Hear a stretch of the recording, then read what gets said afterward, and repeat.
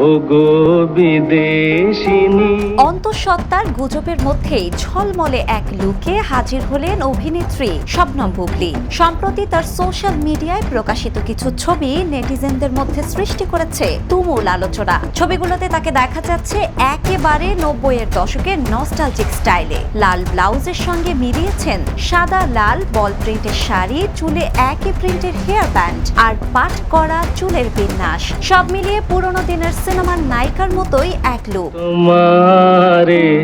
এই লুকে তিনি একটি বিজ্ঞাপনও করেছেন। তবে এই উপস্থিতি প্রশ্নের জন্ম দিয়েছে অনেকের মনে। মজার বিষয় হলো এই সময়েই আরেকটি খবর চাঞ্চল্য তৈরি করেছে। শাকিব খানের আসন্ন সিনেমা প্রিন্সের আউটলুক প্রকাশ পেয়েছে, যেখানে তিনিও 90-এর দশকের লুকে উপস্থিত হচ্ছেন বলে জানা গেছে। শাকিব বুবলীকে নিয়ে তুমুল আলোচনার মধ্যে একই সময়ে দুইজনের 90-এর দশকের লুক। এ নিয়ে ভক্তদের যেন কৌতূহলের শেষ নেই।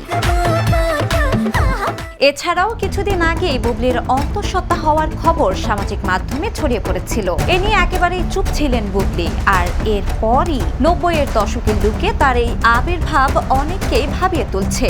আসল ঘটনা তবে কি? সময়ের সঙ্গে সঙ্গে হয়তো বেরিয়ে আসবে সত্য। শিলা ইসলাম, দ্য নিউজ। ওগো বিদেশিনী। দেশে দেশে সবার সাথে দ্য নিউজ।